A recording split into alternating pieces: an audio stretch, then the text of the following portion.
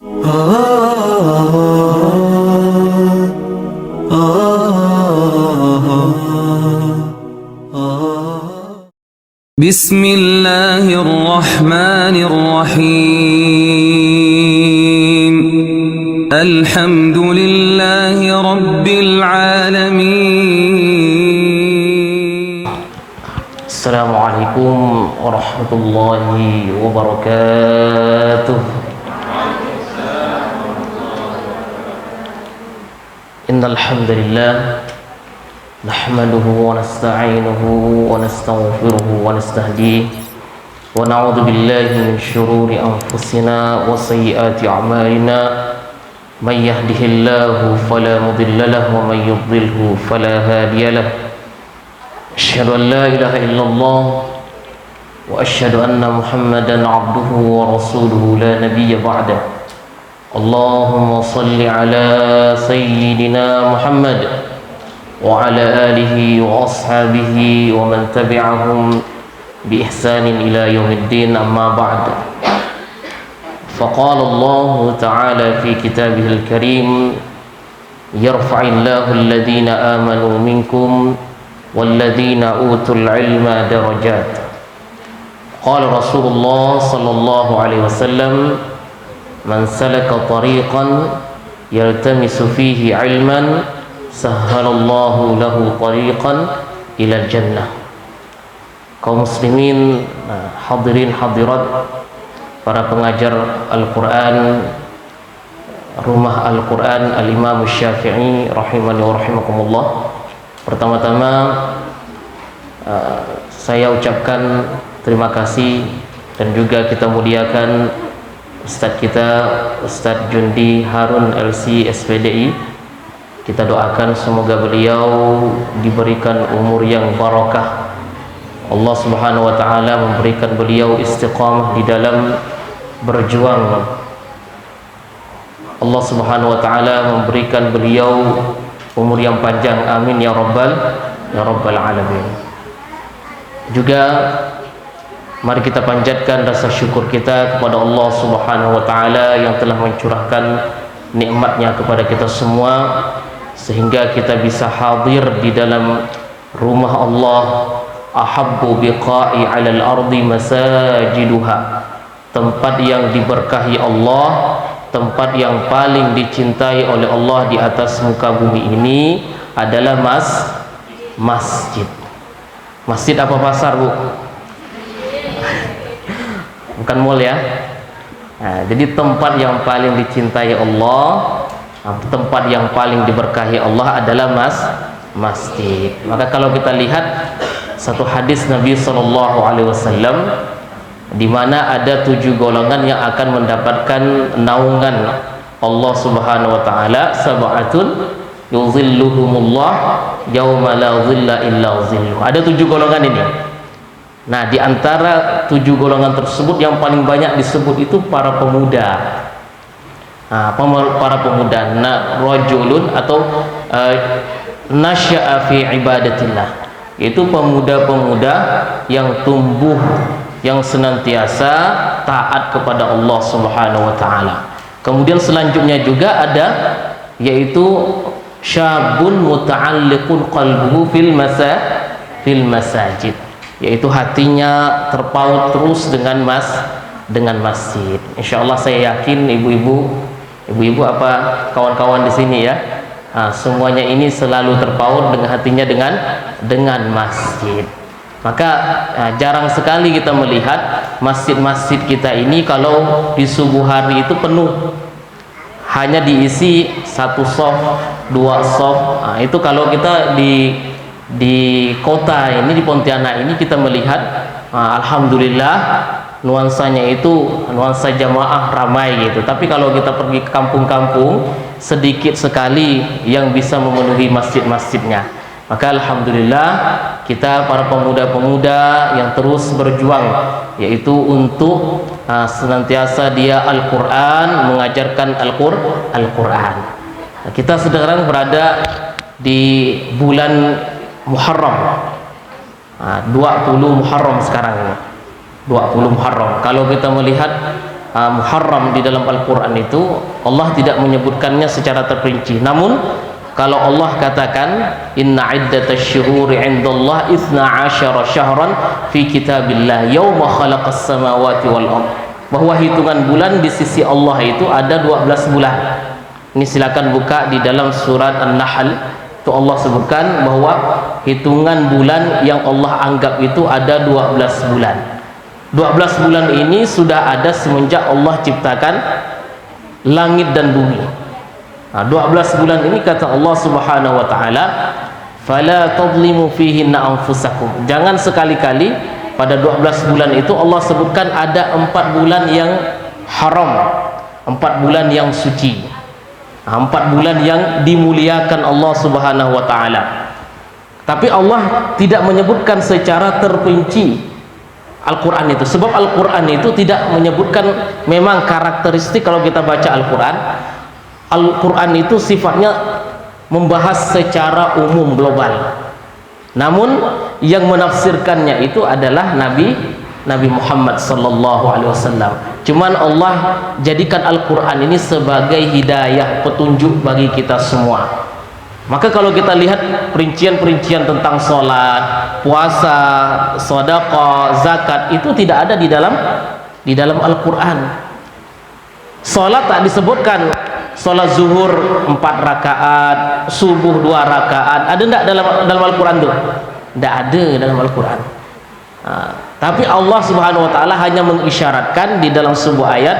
Allah katakan aqimis salata liduluki syamsi ila ghasaqil lail wa qur'anal fajr inna qur'anal fajri kana mashhuda, yaitu tegakkanlah salat dari kapan? Dari tergelincirnya matahari. Nah, kalau kita lihat salat zuhur itu, kata hadis Rasulullah SAW, salat zuhur itu ketika matahari itu sudah tergelincir ke ufuk barat. Kalau dia masih berada di atas kepala kita, maka kalau kita mau tahu sholat zuhur itu di panas-panas seperti ini di jam 12, kalau kita tidak melihat bayangan kita, kalau kita melihat bayangan kita di situ condong ke arah barat, berarti itu sudah mulai sholat zuhur, ada bayangan sedikit ke barat. Tapi kalau dia tak ada, berarti tak boleh sholat pada waktu itu.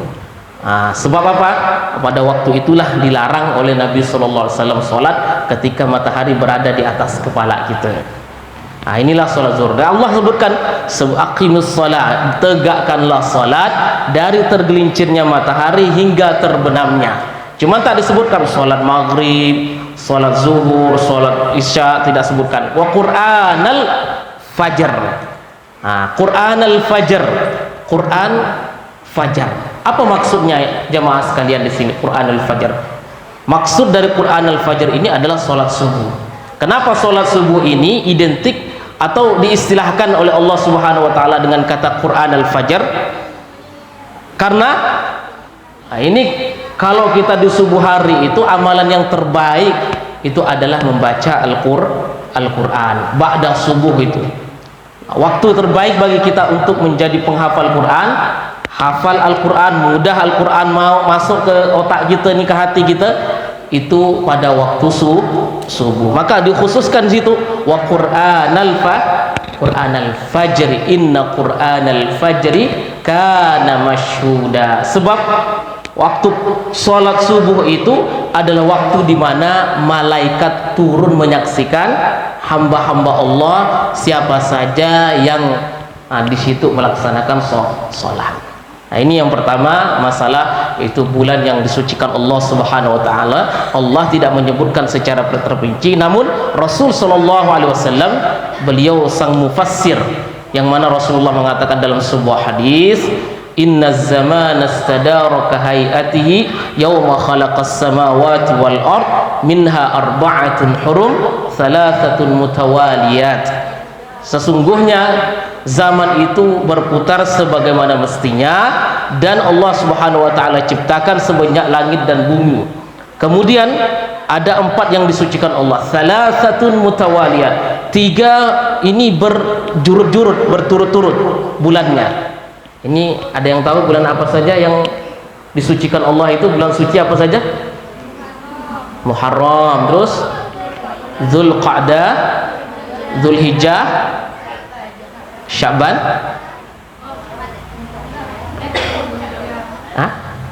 Rajab, Masya Allah ya. Nah ini kata Rasulullah SAW, salah satu mutawaliyat, Dzulqa'dah, Dzulhijjah, Muharram, itu kan tiganya sama itu.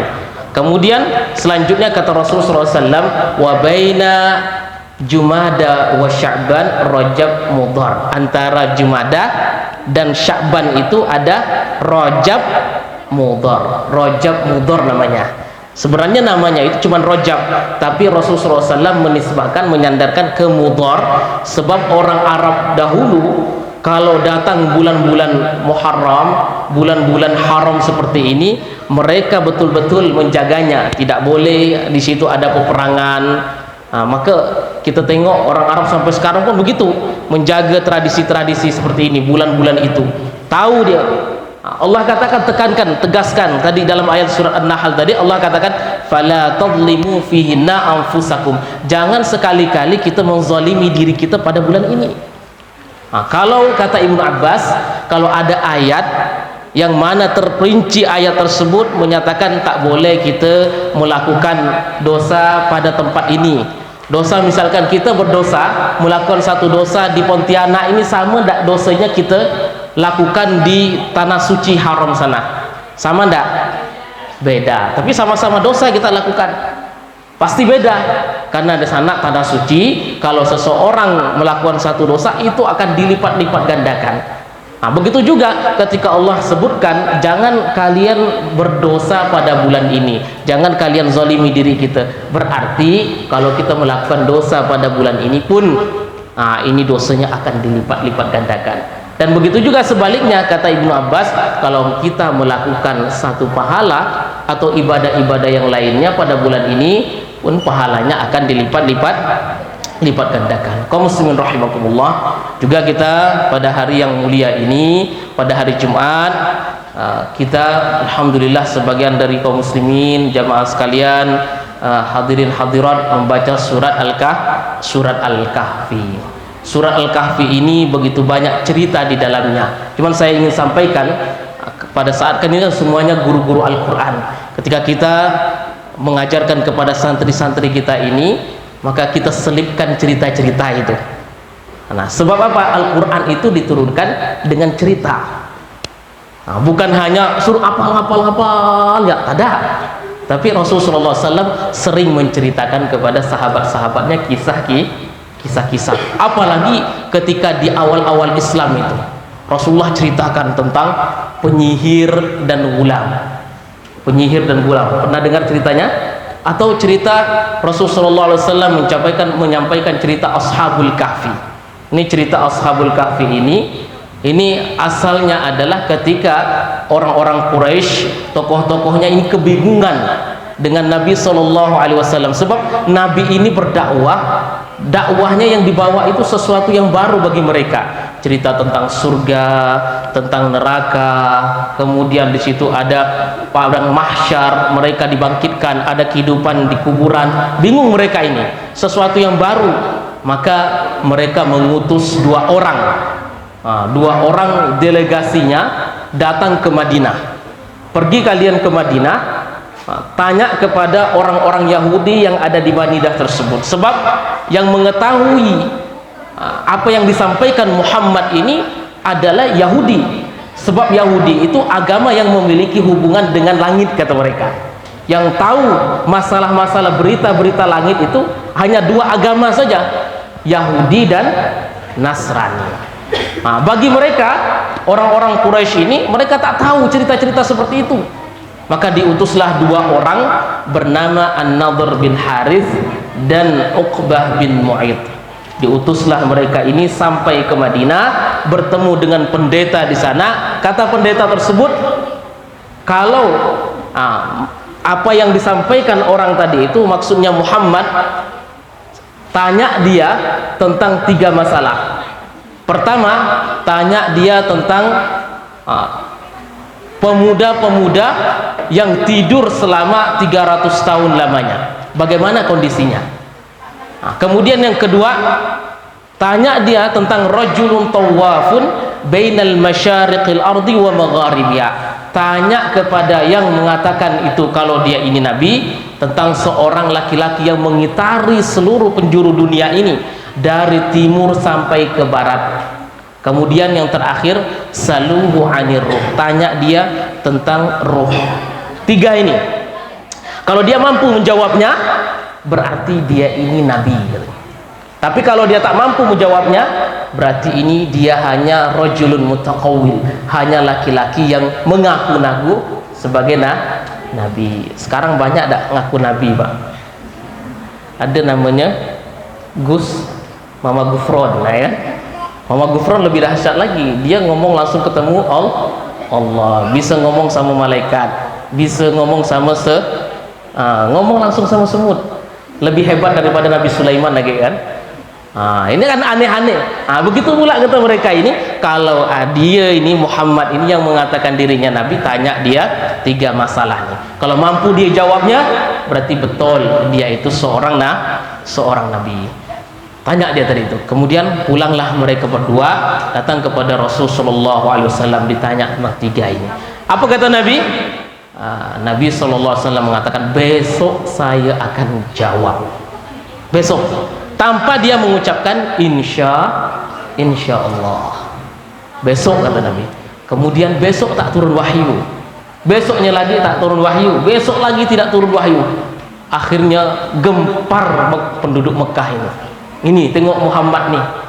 Muhammad apa pembohong, Muhammad macam-macam lah disematkan kepada Rasul sallallahu alaihi wasallam. Tidak turun wahyu kepadanya 12 hari sampai 15 hari. Apa faidahnya? Sebenarnya faidahnya di situ adalah kita lihat di dalam surat Al-Kahfi, Allah katakan, "Wala taqulanna li syai'in inni fa'ilun dzalika ghada illa ayyasha Allah." Itu dalam surat Al-Kahfi Allah tegur nabinya, janganlah sekali-kali engkau mengucapkan besok saya akan lakukan, kecuali engkau mengucapkan insya Allah. Akhirnya Allah turunkan wahyunya mengatakan bahwa laki-laki yang mengitari seluruh penjuru dunia ini adalah Zulqarnain. Kemudian pemuda-pemuda itu tersebut siapa? Ashabul Kahfi. Kemudian masalah ruh, Allah katakan yas'alunaka 'anir ruh qulir ruhu min amri rabbi wa ma utitu minal ilmi illa qalila. Untuk masalah ruh itu adalah masalah Allah Subhanahu wa taala. Di sini Allah Subhanahu wa taala ceritakan tentang Ashabul Kahfi. Allah ceritakan tentang juga Ashabul Ukhdud di dalam Al-Qur'an. Ceritanya itu ada di dalam surat Al-Buruj. Buka surah Al-Buruj. Ya, guru-guru Al-Quran ketika membuka ayat tersebut mengajarkan surah Al-Buruj atau mengajarkan surah Al-Lahab, maka sampaikan apa surah Al-Lahab tuh kontennya, isinya apa sih sebenarnya. Jangan hanya sekedar kita ini kasih hafalan 3 ayat, 4 ayat, 5 ayat, tapi kita tidak menjelaskan kepada santri kita. Bolehlah kita ngadakan dalam 4 hari masuk itu, 1 hari kita jadikan waktu untuk bercerita. Ceritanya apa?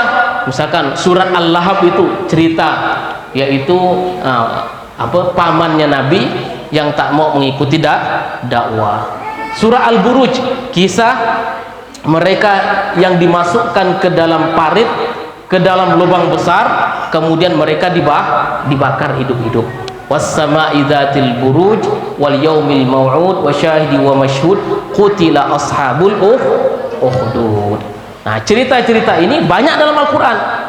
Cerita di dalam Al-Quran ada cerita Nabi Yusuf alaihissalam, cerita Musa. Bahkan dalam Al-Quran cerita yang paling banyak di dalam Al-Quran itu adalah cerita tentang Musa alaihissalam. Artinya apa?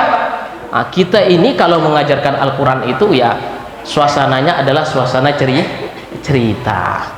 Allah ceritakan kepada kita semua bagaimana Al-Quran itu menarik bagi kita, menarik bagi para pembacanya. Maka Nabi SAW senang mendengarkan Al-Quran itu kepada orang lain. Suatu ketika Rasulullah SAW meminta kepada sahabatnya bernama Abdullah ibnu Mas'ud radhiyallahu anhu. Kata Nabi, Ya Ibnu Mas'ud, iqra' alayya al-Qur'an. Wahai Ibnu Mas'ud, bacakan saya Al-Qur'an. Nah, kata Ibnu Mas'ud, ya Rasulullah, aqra' alayka wa alayka unzil. Ya Rasulullah, apakah pantas saya membacakan Al-Qur'an padahal Al-Qur'an itu diturunkan kepada engkau ya Rasulullah? Kata Nabi, inni uhibbu an asma' min ghairi. Saya senang, suka mendengarkan Al-Qur'an dibacakan dari orang lain. Kemudian Ibnu Mas'ud membaca di dalam surat An-Nisa, fa kaifa idza ji'na min kulli ummatin bi syahid wa ji'na bika ala haula'i syahida. Di sini kata Allah Subhanahu wa taala, bagaimana seandainya di hari kiamat saya akan datangkan setiap saksi-saksi dan engkau menjadi saksi bagi mereka. Kemudian pada saat itu kata Rasulullah SAW, cukup kata Nabi. Kemudian Abdullah bin Mas'ud menoleh kepada Nabi dan melihat beliau menangis. Faida ainahu tadrifian. Jadi jamaah sekalian rahimani wa rahimakumullah, kalau kita mengajar Al-Quran tersebut, selain kita menyuruh santri-santri kita menghafal, juga adalah kita memperdengarkan mereka Al-Quran. Sebab apa? Kalau kita biasa anak-anak kecil itu, kalau kita murojaah bersama-sama, kemudian kita talqinkan, sebagaimana Jibril dulu mengajarkan Rasulullah SAW dengan cara talqin. Nabi SAW diajarkan oleh Jibril, talqinkan, iqra' ma ana biqari, kata Rasulullah. Bacalah, saya tak bisa baca, kata Nabi. Iqra', baca, ma ana biqari, iqra' ma ana biqari. Kemudian dituntunlah oleh Jibril alaihissalam dengan bacaan iqra' bismi rabbikal ladzi khalaq, yaitu dituntun. Selain dituntun adalah kita perdengarkan Al-Quran kepada mereka. Nabi SAW senang kalau Al-Quran itu didengarkan, diperdengarkan dari orang lain. Kaum muslimin rahimani wa rahimakumullah. Kemudian juga Al-Quran itu lebih mudah bagi kita ketika kita mengerti makna-makna Al-Quran itu. Nah, ini mudah bagi kita menceritakannya, mudah kita menyampaikannya, mudah kita menghafalnya kalau kita mengerti maksud-maksud dalam Al-Quran itu. Maka syaratnya bagi kita semua, meskipun tak semuanya ini bagi kita bisa berbahasa Arab, tapi setidaknya Al-Quran itu kita pelajari melalui bahasa Arab. Sebab Al-Quran itu diturunkan pakai bahasa Arab. Maka kalau kita malas belajar bahasa Arab, maka kita pun Al-Quran biasanya sulit kita pahami. Biasanya itu seperti itu. Kalau kita tahu bahasa Arab, minimal lah kita kaji surah Al-Fatihah.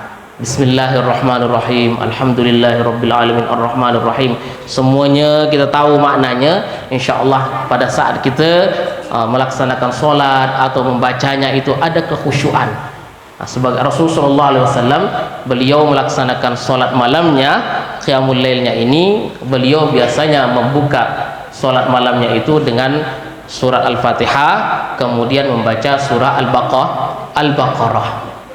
Jadi surah Al-Baqarah, kemudian rakaat tersebut juga beliau buka dengan membaca surat An-Nisa, surah Al-Imran dalam satu rakaat. Juga beliau sallallahu alaihi wasallam membaca Al-Quran pada saat beliau melaksanakan sholat malam, satu ayat, satu maqta'. Satu maqta' ini satu ayat tapi diulang-ulang terus. Misalkan beliau membaca in tu'adzibuhum fa innahum ibaduk wa in taghfir lahum fa innaka antal azizul hakim. Ini pernah dibaca oleh Nabi SAW di satu malam, dari selesai sholat isya sampai waktu subuh datang. Itu terus diulang-ulangnya oleh Nabi SAW. Apa maksudnya? Ini kalau kita membaca Al-Quran atau menghafalkannya, atau kita mengajarkan kepada santri-santri kita ini, yang paling terpenting itu bagi saya ya pribadi ya, bagi saya itu bukan banyaknya kuantitas hafalan Al-Quran, tidak. Kadang orang targetnya 30 juz dalam 1 tahun, atau 9 bulan atau 6 bulan sudah hafal 30 juz. Itu baik seperti itu, tapi yang paling terpenting itu adalah murojaah. Itu yang paling terpenting, itu mengulang-ulang Al-Quran itu. Maka santri-santri kita itu yang kita bekalkan bukan banyaknya hafalan Al-Qur'annya sampai 3 juz, dari juz 30 sampai 28 atau 27, tidak. Tapi 1 juz amma, kalau dia mutqin, betul-betul dia hafal, itu bagus bagi dia, itu buat bekal dia. An-Nas, kalau betul-betul dia mutqin, betul dia hafalnya, maka itu yang paling baik. Bagus kita nambah terus 3 ayat, 5 ayat kita tambah, tapi jangan sampai setelah dia hafal dia lupa. Begitupun kita, para pengajar ini, kalau sudah menghafal Quran, yang paling terpenting itu adalah murojaah. Itu paling penting, murojaah. Menghafal itu mudah, sebab Al-Quran itu walaqad yassarnal Qur'ana lidzikri fahal min muddakir. Sebab Al-Quran itu sudah dimudahkan bagi kita mempelajarinya, kemudian juga menghafalnya, kemudian juga bagaimana kita mengkajinya. Allah mudahkan, Allah sudah mudahkan tersebut. Tapi yang paling terpenting setelah itu adalah bagaimana kita kembali kepada Al-Quran dengan cara istiqomah. Kalau kita sehari membaca Al-Quran itu bisa 1 juz, tapi besoknya bisa enggak kita kembali mengaji dengan satu juz tersebut. Tapi kata sebaik-baiknya, kata Nabi SAW, itu adalah ibadah, itu adalah kontinu. Ibadah itu terus menerus kita lakukan. Menjadi pengajar Al-Quran itu adalah bukan profesi yang profesi rendahan, jemaah sekalian. Bukan, saya masih jadi guru ngaji, saya punya pondok pesantren, para penghafal Al-Quran. Saya bangga menjadi guru-guru ngaji. Tak ada kecil hati saya menjadi guru ngaji tersebut. Sebab apa? Itu kemuliaan bagi kita. Rasulullah SAW mengatakan, khairukum man ta'allamal Qur'ana wa'allamahu. Kata Utsman ibn Affan, riwayat dari Utsman, kata Nabi, khairukum man ta'allamal Qur'ana wa'allamahu. Sebaik-baiknya kalian itu. Nah, kita tak tahu, sebab manusia ini di dunia hanya melihat status jabatannya, pekerjaannya, tapi di sisi Allah Subhanahu wa taala yang terbaik, yang termulia itu adalah para penghafal Quran. Nabi SAW pada saat sahabat-sahabatnya meninggal ini, pada syuhada Uhud, para perang Uhud, banyak para syuhada di situ meninggal. Mereka ini adalah syahid. Rasulullah SAW pertama menanyakan, siapa para penghafal Quran di sini? Siapa penghafal Qurannya? Ada 70 orang. Kumpulkan mereka lebih didahulukan, dimakamkan, dikuburkan daripada yang lainnya. Itu mulia. Rasulullah SAW mengatakan kepada sahabat-sahabatnya, kalau di dalam satu majelis di sini kumpul, maka Nabi SAW mengatakan, mana penghafal Quran di sini, duduk di sampingnya Rasul SAW. Diistimewakan oleh Nabi. Rasulullah pernah marah sekali kepada orang-orang kabilah Ri'al bin Zakwan, yang mana Rasulullah SAW mengutus para penghafal Quran di situ. Ternyata para penghafal Quran ini, hafiz Qurannya Nabi, mereka bunuh satu persatu itu. Rasulullah SAW pun marah besar, mengirim pasukannya, plus Nabi SAW berdoa selama 1 bulan, doa kunut, jemaah sekalian. 1 bulan. Doanya apa? Laknat terhadap orang yang membunuh para penghafal Quran itu. Maka kita kenal ada istilahnya kunut itu. Ada istilahnya kunut nazilah. Sebab apa? Disitulah asbab urutnya itu Rasulullah SAW marah besar terhadap mereka yang membunuh para penghafal Quran. Rasulullah mengatakan, khairukum, semulia-mulianya kalian, sebaik-baiknya Al-Quran kalian itu adalah mereka yang belajar Al-Quran. Dan kalau bahasa kita ini adalah guru ngaji. Nah, ini ya, guru ngaji. Mulia sekali guru ngaji ini. Sebab ini setiap huruf yang kita pahami di dalam sebuah hadis itu, huruf di dalam Al-Quran itu Allah Subhanahu wa taala berikan ganjaran sebanyak 10. 10. Silakan hitung jemaah sekalian berapa huruf di dalam Al-Quran tersebut, begitulah pahala. Nah, ini kalau kita membacanya. Tapi bagaimana kalau kita mengajarnya kepada orang lain? Kalau kita hanya membacanya bismillahirrahmanirrahim di rumah, wajarlah, itu namanya amalan yang berdampak terhadap diri kita. Tapi ada amalan itu bukan hanya kepada diri kita, tapi dampaknya akan berkelanjutan terus menerus. Sebagaimana kita baca surah Yasin. Baca surah Yasin di ayat ke-12, Allah katakan, inna nahnu nuhyil mauta wa naktubu ma qaddamu wa atharahum wa kulla syai'in ahsaynahu fi imamin mubin. Inna nahnu nuhyil mauta, sesungguhnya kamilah yang menghidupkan, nuhyil mauta, inna nahnu nuhyil mauta wa naktubu, kami menghidupkan yang mati. Maksudnya Allah bangkitkan orang-orang yang sudah mati ini. Wa naktubu ma qaddamu wa atharum, dan kami tulis apa saja yang telah mereka lakukan. Wa atharahum, athar ini apa artinya? Athar itu bekasnya, athar itu adalah dampaknya, athar itu adalah efeknya. Kalau kita sholat itu dampaknya hanya pribadi kita, ya, kita dapat pahalanya. Kalau kita baca Al-Quran, dampaknya pribadi kita. Sedekah pun mungkin dapat pahalanya kita aja. Tapi kalau yang namanya atharahum, Allah Subhanahu wa taala katakan nulis, para malaikat ini menulis catatan amal kita, kemudian juga dampaknya apa setelah itu. Dampaknya apa? Kalau kita guru-guru ngaji ini, maka yang kita dapatkan pahalanya ini bukan saja kita mengajarnya, tapi kita juga akan mendapatkan pahala para santri-santri kita ketika dia sholat, ketika dia mengajarkan lanjutan setelahnya itu, kita pun dapat pahalanya, itu pasti. Allah katakan seperti itu. Wa atharahum wa kulla syai'in ahsaynahu fi imamin mubin. Nah, ini istilahnya dalam bahasa kita ini ada sedekah jariyah, ada dosa jariyah. Itulah sedekah jariyah, ya itu jelas dalam hadis Nabi sallallahu alaihi wasallam, idza mata banu adam inqata amalu illa min thalathati asya. Kalau anak Adam itu mati, maka terputuslah amal solehnya kecuali 3. Ilmun yuntafa'u bihi, waladun shalih yad'u lahu, kemudian sedekatun sedekah jariyah. Itu akan berkelanjutan terus. Kemudian ada dosa jariyah. Dosa jariyah ini sekarang ini khususnya ya, kita yang sekarang sosial media ini terbuka luas gitu. Kita mau dampaknya ngasih kebaikan-kebaikan, konten-konten yang baik, kemudian di like, kemudian diikuti, itu silakan.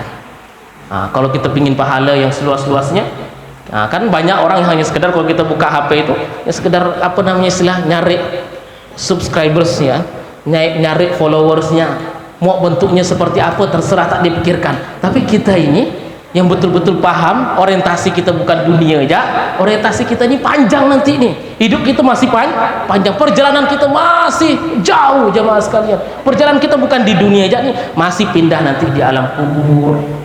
Dunia, kata Nabi, amaru ummati sab'in sittin, umur kita ini 60-70 kata Nabi, itu bisa diprediksi. Tapi ketika kita di alam kubur, kita tak tahu berapa lama kita hidup di sana, tak tahu kita.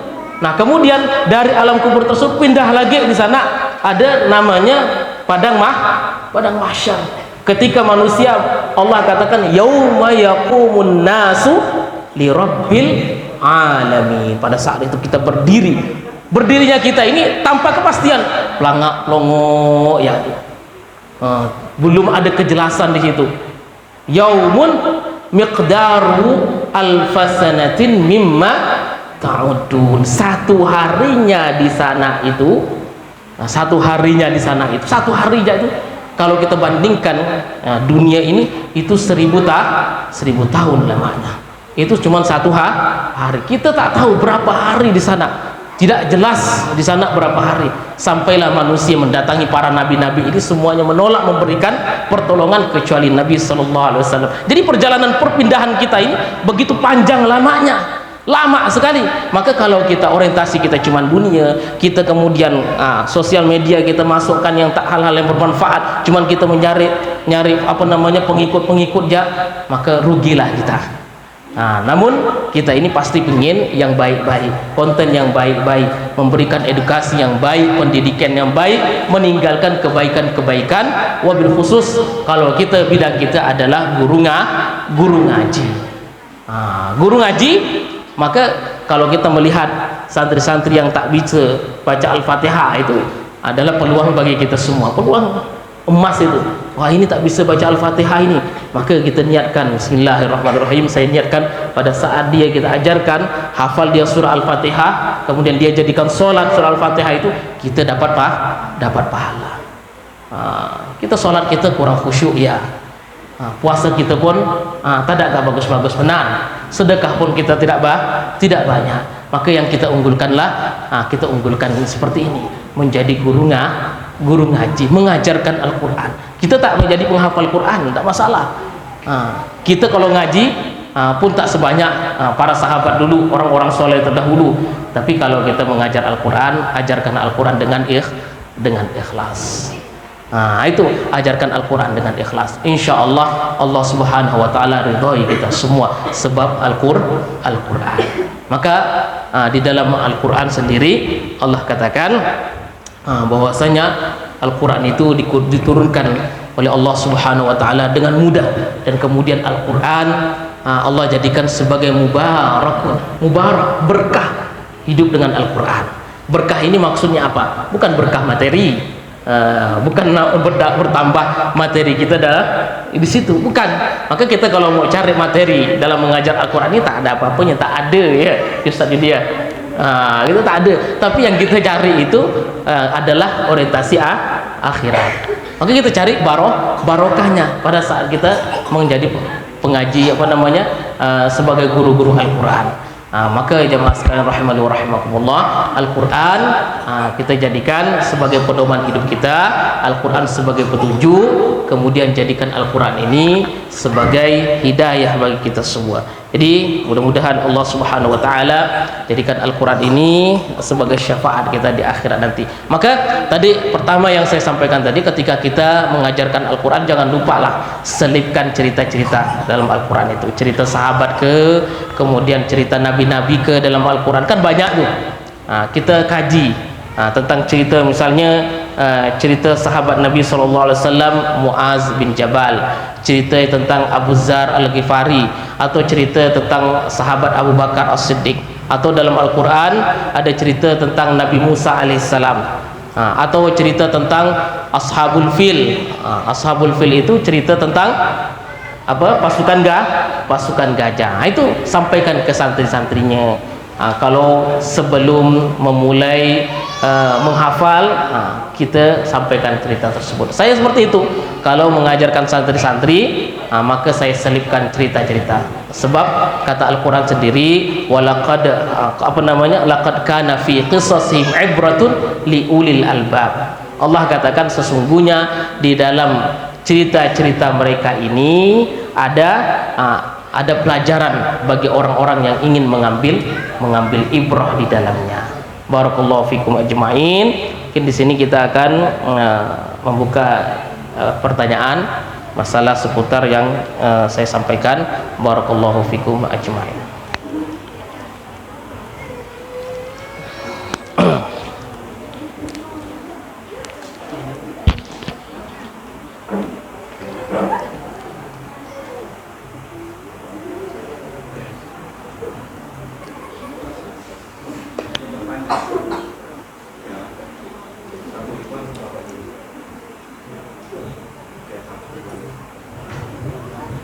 Alhamdulillah, terima kasih kepada Ustaz Hasan sudah memberikan pengetahuan yang manfaat. Baik, tadi kita buka sesi pertanyaan, mungkin dari Ikhwan dulu, yang jika ada yang bertanya kami persilakan, atau Ikhwan dulu juga boleh.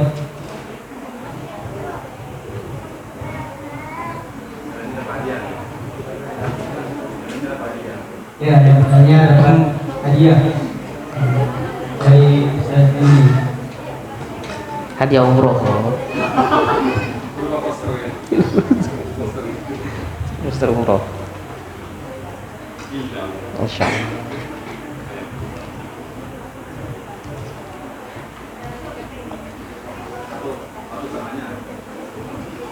Kalau tidak ada yang bertanya, kita persilakan Ustaznya yang bertanya. Ustaz yang bertanya. Ustaz yang dapat hadiah dah. Ustaz yang bertanya. Baiklah, ini pertanyaannya. Tidak ada yang bertanya, saya yang bertanya. Pertanyaan yang pertama ini, sahabat yang diutus oleh Nabi SAW, diutus oleh orang-orang Quraisy ke Madinah, bukan sahabat, tapi dia ini orang tokoh Quraisy, delegasi Quraisy yang diutus ke Madinah. Ada yang tahu? Satu orang ya. Siapa? Uqbah. Ya, Uqbah bin Umayyah. Sahih. Betul.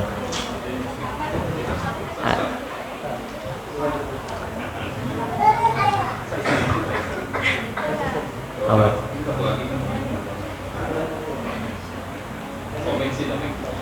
Kemudian yang kedua, berapa pertanyaan Ustaz? Oh, dianya. Ada dia. Yang menjawab dapat hadiah. 10 dolar ya. Jangan dilihat nilainya. Barakallahu fikum. An-Nadhr bin Haris. Kemudian pertanyaan selanjutnya,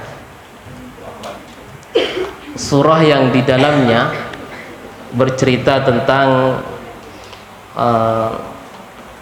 cerita tentang Ashabul Ukhdud.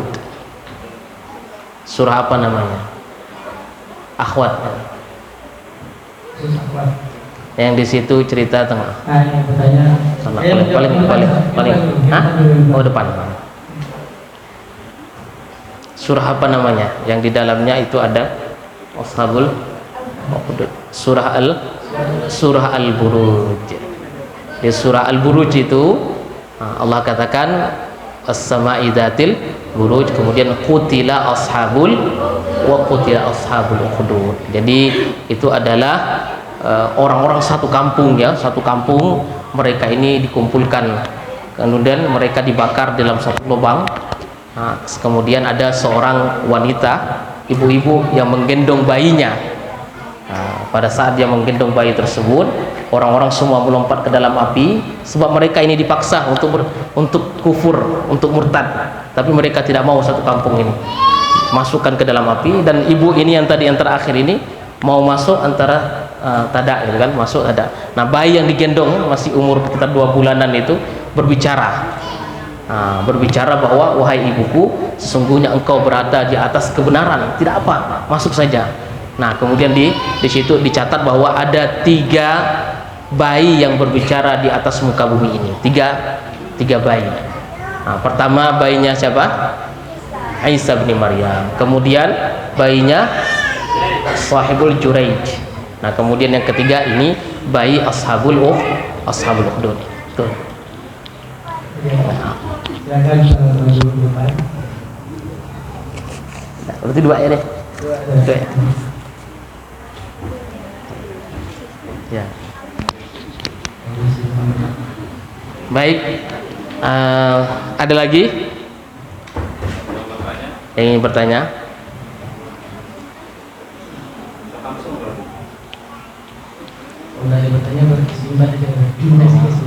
Baiklah, kalau tidak ada yang bertanya, kita berikan kesimpulan bahwa kalau kita melihat dari rentetan kisah-kisah di dalam Al-Quran, di dalam hadis Nabi SAW, ini menunjukkan kalau agama ini bukan kita yang baru saja membawanya, bukan kita yang memulainya, tapi orang-orang sebelum kita ini, mereka sudah beribadah, mereka sudah berdakwah jauh lebih dahsyat daripada kita ini. Kalau kita hanya sekadar mengaji, mengajarkan Al-Quran, mudah mereka yang sudah menjadi muslim.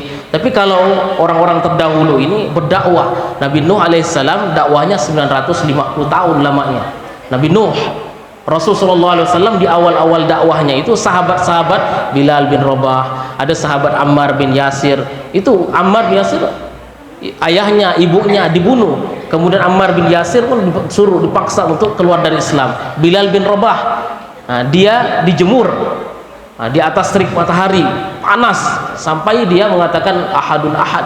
Kemudian Nabi Nuh alaihissalam dakwahnya, baca surah Nuh itu ya, baca surah Nuh itu full kisah Nabi Nuh, bagaimana dakwahnya siang dan malam, lailan wa nahara. wa kullama da'utuhum litaghfira lahum, setiap kali Nabi Nuh berdakwah, kaumnya ini memasukkan jari jemari mereka ke telinganya, masukkan seluruh jari jemari mereka ini ke telinga agar tidak mendengarkan apa yang disampaikan Nabi Nuh alaihissalam. Kemudian mereka pun, kaumnya ini, mengambil sarung-sarung untuk menutupi wajah supaya tidak melihat gerakan Nabi Nuh. Sehingga kalau mereka melihat gerakan Nabi Nuh, mungkin akan masuk ke dalam hati mereka, mereka menerima Islam. Itu Nabi Nuh. Nabi Yahya dibunuh, Nabi Zakaria pun dibunuh oleh mereka.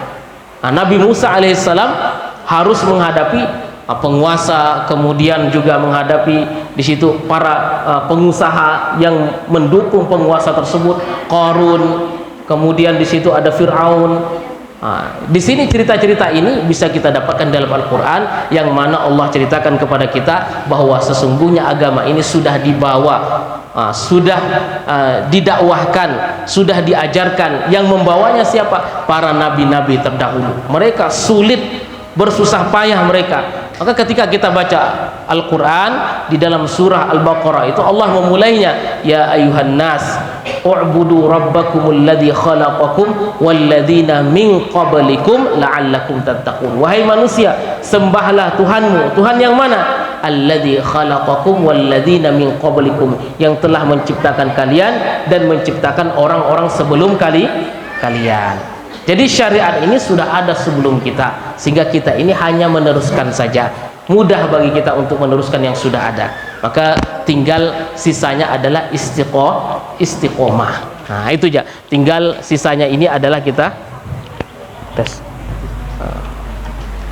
Nah, untuk sisanya ini adalah kita tinggal konsistensi di dalam beribadah. Sebab ibadah yang terbaik itu adalah istiqomah. Adwamuha wa in qalla, sedikit saja, sederhana saja, tapi yang terpenting itu adalah istiqomah. Insyaallah dengan mengaji, kemudian juga menghafalkan Al-Quran, mengajarkannya, insyaallah itu menjadi amalan unggulan kita, memudahkan bagi kita masuk surga. Allah a'lam bissawab.